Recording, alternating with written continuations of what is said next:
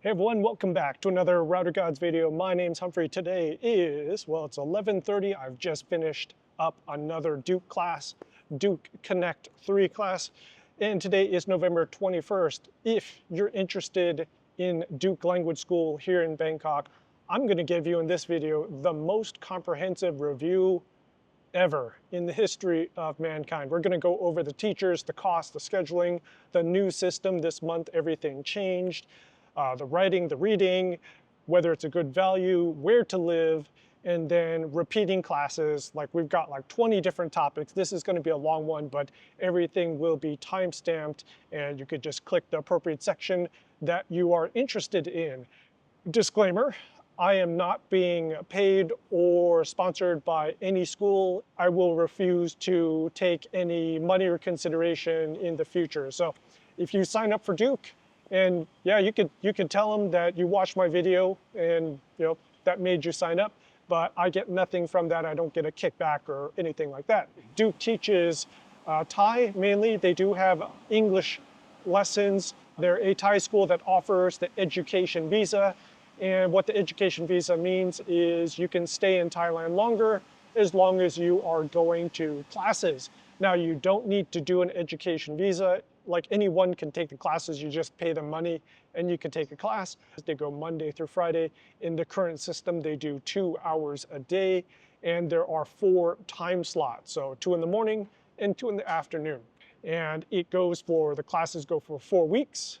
And once a class stops, so today's a Thursday, November 21st, our class stopped. And then tomorrow, another class begins. 9 classes in total. And this is a system that you will see is very common in Thailand. First section of 3 classes is called Journey 1, 2, and 3. The middle section is Explore 1, 2, and 3. And the last section is called Connect 1, 2, and 3. So in the Journey classes, they teach you how to speak and listen. And they're not teaching you any reading or writing with the Thai script in the first 3 classes, so for your first 3 months. And then in the Explore classes, that's where you're taught the reading and the writing, all the Thai letters, the tone rules, the tone marks, clusters. Now the Connect classes, you don't have to take them in order. They're not interchangeable. They cover different subjects, but you don't have to start at Connect 1. You could start at Connect 2 or you could start at Connect 3. There's 1 Connect class per month. It's all going to be the same Connect class. So Connect 2, all the classes during the day will be Connect 2. And then if you're waiting for Connect 2 and you miss a couple months, you've got to wait 2 or 3 months until that rolls back around. Okay, my journey at Duke, I didn't start with Journey 1, I didn't start with the first class, I came into Journey 3. So I got to skip the first 2 classes. And the way I did that is what is known as the level check. The level check is if you've already been learning Thai, so by that time, I first came to Thailand in 1998 or 99. So I've been coming to Thailand for 25 plus years. And in those 20 plus years, I've been watching YouTube. You kind of pick up some Thai. I wasn't serious before, but you pick it up. If you already have some previous Thai training, you can go up to the front desk and say, hey, I'm interested in taking some Thai classes, and can you do the level check? And it's a set of, I think it's around 10 to 15 questions, and it's verbal. And they just ask you like, how's your day going? Why do you like Thailand? It's basic stuff, and then it ramps up in difficulty. And depending on how you answer and what questions you get up to, they decide on where to place you. So I answered enough questions for Journey 3. Some people, when they take the level check, they get into Explore 5. So they get to skip like the first 4 or 5 classes or 6 classes. Some are really good. Is there any way to prepare for it? No, not really. I mean, it's basic questions. How's it going? Why did you pick Thailand? And then it ramps up from there. If you've been learning Thai by yourself, you should be able to skip a couple classes. I mean, because the Journey 1 and 2 classes, they're pretty basic. You're starting from ground zero. So it's a lot of, it is raining, I want cookie, That's the Journey 1 class. And so if you've been coming to Thailand for any amount of time and you do that level check, hopefully you should be able to skip Journey 1.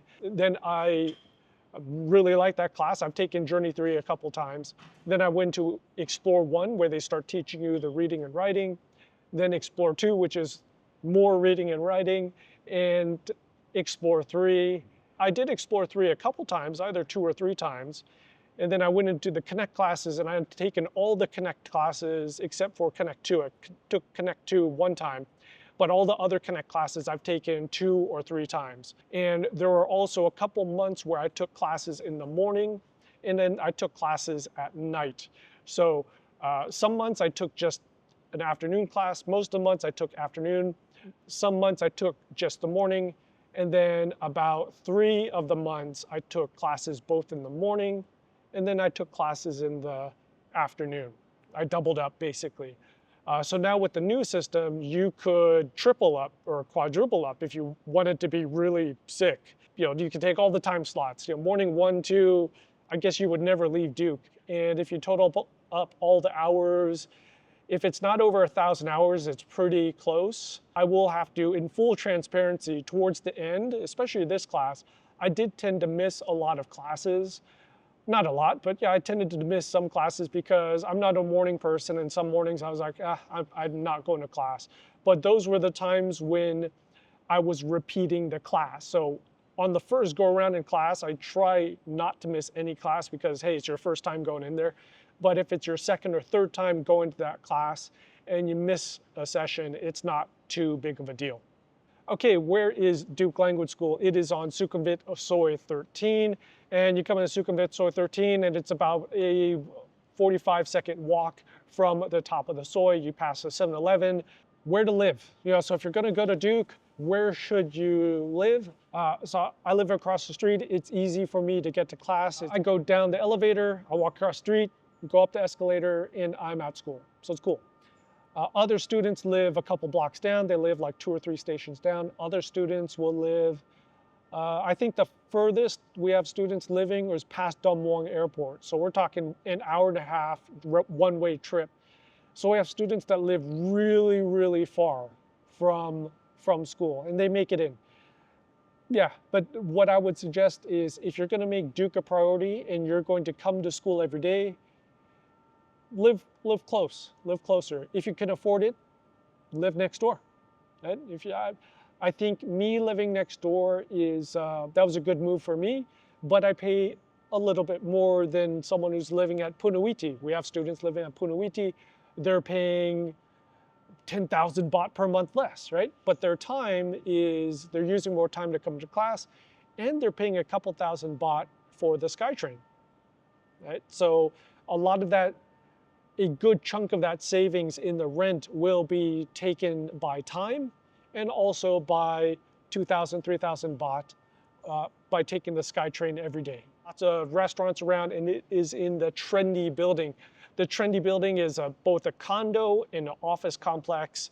And the office complex is, I forget how many floors it is, but it is on the, depending on how you count, 3A, floor 4 for reals. There's small classrooms, medium-sized classrooms, larger classrooms. There's all sizes. You're right in the heart of Bangkok in Lower Sukhumvit. There's lots of, you're close to Terminal 21, you're next to a SkyTrain station, so it's very convenient. And downstairs there's a Dunkin' Donuts, there's many restaurants, many coffee shops, and it's quite a convenient school to go to. So thumbs up on the location and the convenience of going to Duke Language School. 8,500 baht total, 8,000 for the class, and then for your book, you get a physical book, 500 baht. If you decide to pay for a set of classes, there is a discount. I forget what it is, but I believe if you pay for a set of classes, basically you get one of the classes free, or there's a 10% discount or something like that. Go talk to admin. I don't know the details about that because I have always paid for the classes separately. So I paid one by one. As soon as I signed up for a class, I paid for it. And you can pay for it by cash. You could do a bank transfer, scan to pay if you have a Thai bank account. And it's pretty easy to pay for the classes. In the lower classes, in the earlier classes, the Journey 1, 2, 3, Explore 1, 2, and 3, the classes tend to be more packed because those are the early classes. And most people who are getting the education visa, there's a lot of people that come to Duke and they say, as long as I can speak and listen, I'm good. Like they're not interested in the reading and writing. So the Journey 1, 2, and 3 classes where you learn how to speak and listen, and there's no writing with the alphabet, there's a lot of students in the Journey classes.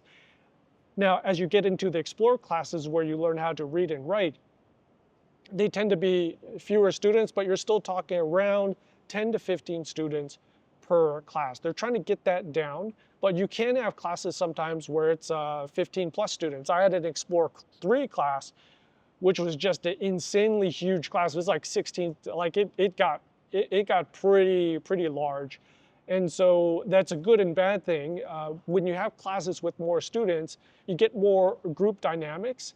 The teacher really they have to be fair into getting the students in participating. And when you have a lot of students, you have to kind of, okay, you get 30 to 45 seconds, then I have to move to the next student. Whereas when you have a class with this Connect 3 class that I just finished, we had, depending on the day, some days it was 6, some days it was 8.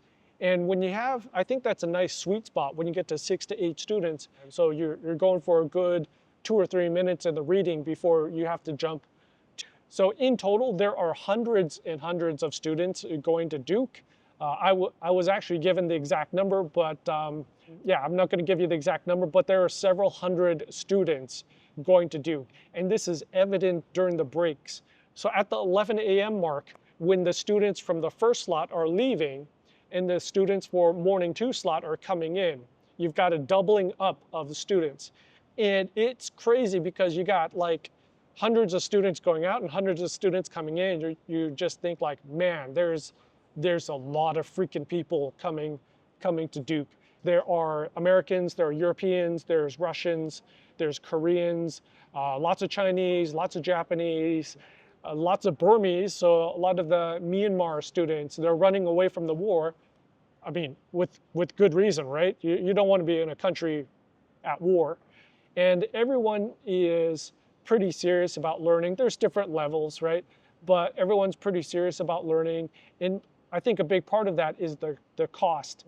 A couple thousand baht more than the other prevailing schools. That extra cost, I think, is a built-in filter.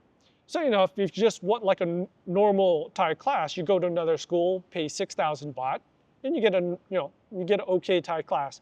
But I think Duke has a reputation of being one of the best, if not the best, Thai school for most people in Bangkok. And yeah, people are willing to pay more money for it. There are rich students. There are students that own businesses. There are older students. There are younger students. I'm kind of on the older side. I'm just turned 50, so I'm on the older side. But then one of the classes we had a 16-year-old kid in our class. So, I mean, you get like teenagers in class because the parents are like, you go learn, we just moved here, you go learn Thai class. And so that was funny too because yeah, you got to be careful when you're talking about things because not everyone is of legal age to drink. And so you have the 16-year-old kid sitting in class like, well, I can't drink. Like, yeah, I can only drink hot chocolate or something like that, fruit juice. In the conversation part of class is we're comparing cultures. Well, how do you do it in your country? And how do you think about this? And because you have that mix of cultures, you can say things like, well, the system in China is not the same. The system in Taiwan is not the same. Stuff in Singapore is not the same. We've got retired folks, we got semi-retired folks, we've got people taking a break. So a nice mix. Let's talk about the teachers. Yeah, if we talk about the students, we have to talk about the teachers. Teachers, all great. I never had a bad teacher. All the teachers at Duke go through internal training. Before you can teach a class at Duke, you have to shadow another teacher. You have to sit in on classes. Some teachers are funnier than other teachers. Some teachers draw. There's one teacher I'm thinking about, when she draws, it's like, holy crap, like Picasso. Other teachers are really skilled at explaining things, even the most complicated subjects, like they'll explain it. They know how to, Duke is very skilled at knowing how far to push you, pushing you out of your comfort zone. but they kind of know, like, I can push, you know, if you have a lot of students starting to complain, like I'm being pushed way out of my comfort zone, they'll dial it back. And before you pick a school, I recommend this to everyone. Take a trial class, take a free class, get to see where it is. Is it convenient for me to go to? How are the teachers? How are the other students? How are the facilities? And at Duke, you can take a trial hour. You come into the front desk and say, you know, I want to take a trial class, and they'll put you in and try to take that trial class in the first week. Because what happened to me, it was weird for me. I came in, I didn't know it, but I actually came in on the last day of classes. So they had already gone through like everything. I came in, did the trial class in Journey 3. All the students have gotten used to each other because now you're the stranger in the class. Whereas if you take your trial lesson in the first week of class, then everyone's still getting to know each other. So you're just like everyone else. Like you're a stranger just like everyone else. You don't need to make your decision right then whether you want to start classes. I did because I was like, this is cool. And because I was ready to pay, I was like, dude, I'll pay for the classes right now. Okay, let's talk about how they teach at Duke. It is immersion. So they're speaking in Thai. They're speaking in Thai, and then once in a while, if it starts getting really difficult to explain the concept, they'll throw an English word in there, but 95% of the time they are explaining in Thai. Now those of you guys think about the Journey 1 and 2 and 3 classes where you know nothing, you're coming from the very beginning, you're probably wondering, now wait a second, I speak English, right? I've learned English my whole life, I'm not good with languages, how can I actually learn Thai if there's no English being spoken? It works. Trust me, it works. So when they're teaching things like food, ahan, right? Now, of course, you don't know the Thai word for ahan, but they'll just keep saying ahan, ahan, ahan. They'll hold up an orange, ahan. They'll hold up fried rice, ahan. And then finally you figure out, oh, ahan might mean food. But if after a couple minutes, all the class is like, what's ahan, right? Okay, she'll just say food and be, oh, okay. You are expected to respond back in Thai. And if you're trying to explain a difficult concept, the teachers will give you time to rattle through your brain on how to explain it. All the grammar concepts are done in Thai. All the games, there's a lot of games in the early sections, done in Thai. You start the chapter and there's a story. There might be a long story, there might be a listening portion, there will be a listening portion, and then you go through some vocab, right? Now they've changed it up to where the vocab now hits you first. So they'll hand you, you get a preview of the vocab. Okay, there's these 40 words, let's go through the words, get some context, do some, every fifth word we'll stop and you make a sentence, you make a sentence, you make a sentence. Can you think of an example of that? How is it done in the United States? How is it done in Korea? In the early weeks of the classes, you tend to get more homework. And as the weeks go on, you'll start having days without homework. In the last week, I really felt that you start get like every other day. Every third day you get homework. So it tends to drop off. I think the teachers have a pretty wide discretion on whether they give homework or not. 15 to 30 minutes a day, not too bad. And then in the Explore classes, it does ramp up because a lot of the homework is writing the words and letters over and over and over. So just like repetition, you have to do it over and over and over. And then in the Connect classes, it can get pretty tough. There are days where you have to write essays, you have to write 10 sentences, you have to write pages, multiple paragraphs, not really pages, but multiple paragraphs. So it can get 30 minutes, it can get 30 minutes plus in the homework in the Connect classes. Explore classes, Explore 1 and 2, you're mainly writing letters and words over and over, tone marks, just to get it stuck in your head. In the Explore 3 classes, you start writing more sentences and eventually paragraphs. It starts getting longer and longer. And then in the Connect classes, you're expected to write multiple paragraphs, and even in the later Connect classes, Connect 2 and 3, if they tell you to write a page, you should be able to write a page. So in Explore 1, you learn letters, individual letters and short words. You learn the alphabet, you learn the different classes of consonants, you learn the vowels, and you start learning some of the tone marks, like half of the tone marks. And you start getting into some of the special rules, the clusters and stuff. It's tough for a lot of students because your brain immediately goes from 30%, like, oh, you know, kind of daydreaming and stuff, and now you have to concentrate really hard because, hell, it's a different alphabet. It's different letters, it's different alphabet, it's totally different rules, right? And there's a lot of, when you're reading and writing, a lot of back and forth. Like, I look at this, then I go back, like, because Thai characters it's a consonant with vowels around it and then tone marks around it. It's like a block, a block, a block, a block. You just can't go left or right. And that's tough for a lot of students. And so at that stage, it's like, can I even read this letter, like this block? And so your concentration, you don't even see it as a word. You don't even see it as a syllable. It's like, I'm like, dude, just hold on for a second. I just want to read this freaking letter, like this one letter, this one syllable. So your brain power is there. And then as you go through the Explore classes, a lot of those letters become automatic. A lot of the tone marks become automatic. The vowels become automatic. So now you have no problem reading syllables. And then short words.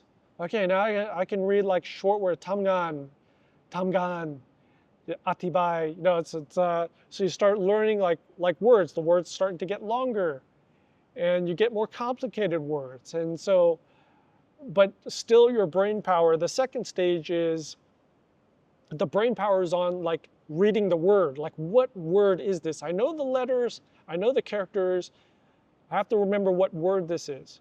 So you're not really concentrated on the sentence, right? I know this word, just hold on. Haven't gotten to the sentence yet, I just get this word.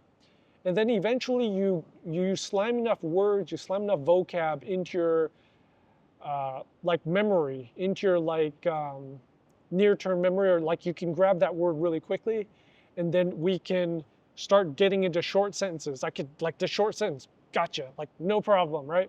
And you start seeing the patterns in words. Like, so when I see the word gin, I know that there's probably some food coming after it, gin polamai, gin khao soi. And so you start learning like patterns of 2 words, patterns of 3 words, and then sentences. It comes a point where after you can read short sentences, it's building your vocab, because then you'll read a sentence, sentence 1, sentence 2, and then you'll read sentence 3, and you hit a vocab where like, you'll stop because I've never seen this word before. So then it comes a point where just building your bank of vocabulary into the thousands and 2,000s and 3,000 words. At first, reading a sentence gasses you out. I remember in Explore 2, reading a sentence, and you come to the end of the sentence, you're just like, kill me, because what the hell, right? As your brain is working at 100% for a whole sentence, and it took you 2 minutes to read that sentence, because you're just like, tone mark changes this, and there's a cluster, and there's this word which changes this, and this is a long vowel. Okay, got that. Hold it in the short-term memory. Now I got this word. Okay, that means this. But then you get used to it, and then maybe reading 2 sentences. Okay, I can read 2 sentences, and then reading 3 sentences. But you get to a point where reading a paragraph is good. Like, it kills you, but you're okay with reading a paragraph. And the teacher will have each student read a couple sentences. And we rotate around the room. So we're in a U-shaped room of students. There's a student sitting to my left, and there's students sitting to my right.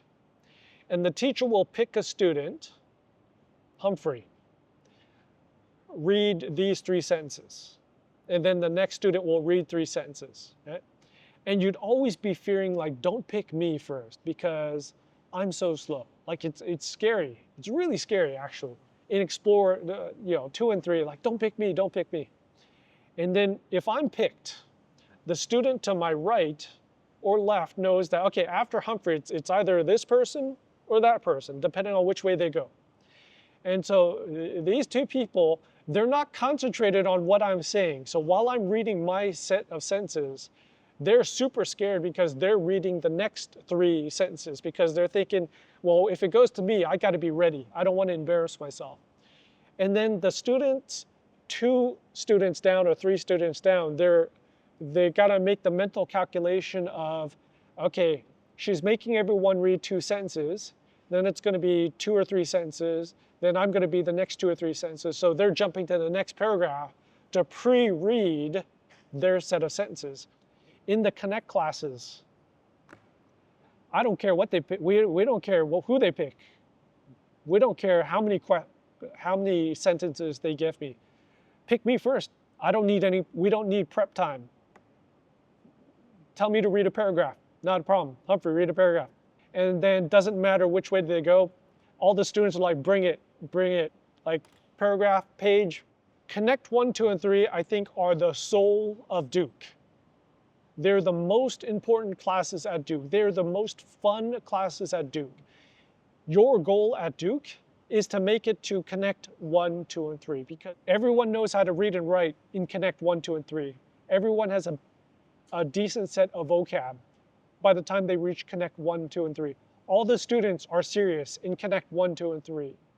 The teacher is able to speak pretty much at normal pace in the Connect classes. In those Connect classes, you get per day, each student gets so much conversation, and it is ad hoc conversation. What I mean by ad hoc is you don't know what's coming. In Connect 3 class a couple days ago, we started talking about politics. How's politics in the United States? Oh crap, what about Trump?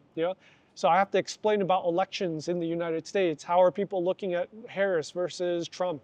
A student will just jump in like, what about this? What about that? So it's not just me talking with the teacher, it's me with the whole class. And a lot of times the teacher will just step back. Once the boulder gets rolling, once the ball gets rolling in a conversation, a lot of times the teacher just, boom, steps back, just watches the students. I think the teachers are like, I think a lot of times the teacher gets really pomzai, really proud when they see the students are like, especially if the teacher has taught the students in the journey classes. So if this teacher had the student like Humphrey in Journey 3 and now gets the same student in the Connect classes, 6 months ago, Humphrey, is a totally different Humphrey, right? Humphrey didn't even know how to say atibai or government or gamuang politics, right? He was like, I want cookie. He's explaining gun control. What the F, right? So the Connect classes, every day you start the Connect classes, and it could be just like, how was your weekend? What did you guys eat last night? What are you guys doing for Loy Krathong? Just some random thing. And it's just going, each student. And, if you want to speak for a minute, you can. If you want to speak for 30 seconds, you can. If you do so in the Connect classes, if you respond with anything under than a couple sentences, the teacher will be like, come on, like more. You are expected to respond like a human being in Connect classes. You're expected to respond in full, comprehensive, multiple sentences, multiple paragraphs, a concrete idea. It makes sense, right? You can't just string along just some random bullcrap, right?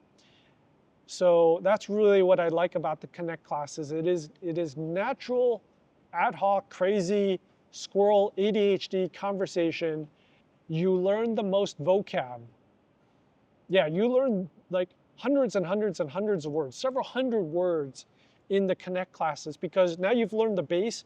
You can use those base vocabulary words to create new vocabulary words. It's easier to explain using those basic vocabulary words as Lego blocks to get to the complicated. And also in the Connect classes, especially so in Connect 3, I felt that the level of vocabulary at Connect 3 was equal to Chula. So the level of vocabulary and the amount of vocabulary was very close. I mean, Chula, no one can beat Chula in terms of the amount of vocabulary. But the level and formality of vocab in Connect 3 was equal. So if you can't go to Chula, if you can't afford Chula and you're scared, because it's too tough, you will get a taste. You will get a taste, and I would say it feels like 60% of what you would get at Chula University with Connect 3. Okay, let's talk about a situation that not too many of you will run into, but it's something that I did, that is taking the same classes over again, so repeating classes. Some of the classes are very, very repeatable. In fact, I would say infinitely repeatable. There are a set of students, there's actually a decent number of students that repeat classes. So the later classes, so I would say Explore 3, and all the Connect classes are infinitely repeatable. I've taken Explore 3 2 or 3 times. I've taken the Connect classes 2 or 3 times. And yeah, you learn new things every time you repeat the class. And when you finish a class, when you finish the Connect classes, actually when you finish any of the classes, you've learned so much that immediately you start to lose it, right? If you don't use vocabulary words, especially the complicated vocabulary words, you will start forgetting stuff. And when you retake the class, you top it up. You don't get a discount, you pay the same money. On the flip side, you might not have to buy the book again, because if you kept the book, then yeah, you don't have to spend 500 baht again. If you took the classes before this month, you probably will have to buy new books because they redid the books. How do I like the books? And the books are great. I love them. I keep all of my books. And so this is the Journey 3 one. I didn't want to bring all of them up to the pool area here because I just have too many books. I use them all the time for reference. The one bad thing is you don't get a PDF. And so what I do is I cut up all the pages of the book so you can see that this Connect 3 book, it's empty because I've already cut up all the pages and I scanned them and I've converted them into a PDF electronic format. I put them on my iPad, I throw it up to my OneDrive, and then I share it with all my devices. But yeah, the books are laid out great. They just got reworked this month.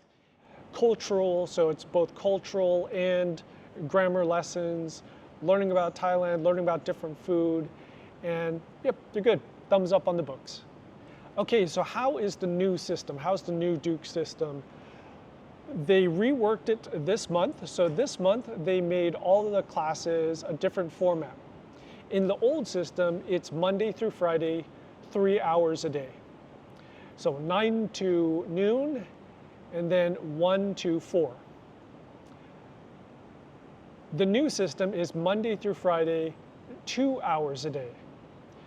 Now the upside of that is there's more slots. So there's two slots in the morning, 2 slots in the afternoon, 4 slots in total. Also makes it easier if you want to take multiple classes. At first, I have to admit, I was a little apprehensive of Duke going from 3 hours to 2 hours, because in my mind, I like longer classes. I was thinking, you're going to lose a lot if you go down to 2 hours, but I think it works. Like after doing this month, I thumbs up, because kind of for most students at the 2 hour mark, your brain is already kind of wavering a little bit. And it's like, you're starting to gas out. And I kind of get it, because with the old format on that last hour, I think a lot of the students' brains were kind of going. So maybe you're 50% attentive. Why not just cut that out, make the class 2 hours, so you've got 2 hours of where most of your concentration is still there. Also with the new format, I felt that we were given more handouts. So especially in this Connect 3 class, I got a lot of handouts. So maybe that's kind of the upside of the new system, is shorter classes, more handouts. I felt that there was more homework in the class, a little bit more homework. I don't know how it is with the other classes, but at least with Connect 3, I felt that on average, there was a little bit more homework, so maybe there's that. Also, you have access to a website. So website has been reworked. You get access to flashcards, extra handouts on the website. So I think that's a little extra thing. So I think all in all, the new system is better, and there's fewer chapters in the book. So I think that's a big thing. It really felt like with the old system that you were in a constant rush to finish the chapter. And if you had a chapter that you really liked, I was like, man, I really like this chapter. Like, let's keep going with the chapter. Can we go an extra day? It's like, nope, we're going to the next chapter. It's like, but I really like the content of that chapter. But nope, it's like you just kept getting pushed forward. Whereas the new system with Connect 3, we had 5 chapters. And so you tend to stay most of the week on one chapter. So you get more in depth, like you go deep, like you go really deep with the subject. And I think I really like that. So thumbs up on the rework of the classes, rework of the scheduling, kind of like it's a facelift for Duke. And I think they took a lot of the, not complaints, but I think a lot of the observations from students. So every time you finish a class, so not really finish, but the week before, a couple weeks before, you get a evaluation form. And you fill in what you liked about the teacher, what you like about the school, can things be improved? And they take a lot of that, it seems they've taken a lot of that feedback and retuned how things work. Also, what I noticed is there's a lot more emphasis on both formal language and slang. And so getting both pieces, and yeah, I really like that. Especially in Connect 3, you get a lot of formal and slang, and it's kind of like how real Thai is being spoken outside. So trying to get away from just the pure textbook Thai. And what I mean by textbook Thai is, you know, you've probably run into this situation where you've read a textbook or you watch YouTube and you say a particular sentence, and then when you go out into the world and you say that sentence or that word, Thais kind of look at you a little funny, like black, black. Like, what? It's kind of weird. You're speaking too formal. You're speaking too much of a slang. And it was the correct word, but the situation didn't match. And so that also has been changed a lot in this new system. You have different amounts of money saved up, right? Some of you guys probably don't have any money saved up. Some of you guys have a lot of money saved up. But if you're looking to spend something like 5,000 baht, 6,000 baht per class, you want to learn Thai, but you can't spend 8,000 baht per class. Okay, Duke's probably not going to work for you because it's more expensive. But if you can pay a little bit more money, I would say unequivocally value for the money, Duke is it, right? The wait lists, so that's one thing about Duke is you can't, like these days, you just can't show up and sign up for a class. It's very tough. They're booked 1 or 2 months, 3 months. Like there were cases where they basically said, we're full for the next 3 months. So they are extremely, extremely busy. Like they are full, they're popular, and I think that's a testament to the value for money. Not only do I think that, but several hundred other students think the same way. Let's say you have unlimited time and unlimited money. Unlimited time, unlimited money. Take both, right? What I would say is start with Duke, go through most of Duke. As soon as you're learning the reading and writing, go to Chula. You can test into Chula, go halfway like I did. I tested in at level 5. I still got my ass kicked, but I finished. And then you could go back and forth, right? And the reason for that is Chula is stressful. Chula is formal vocabulary. Chula is presentations.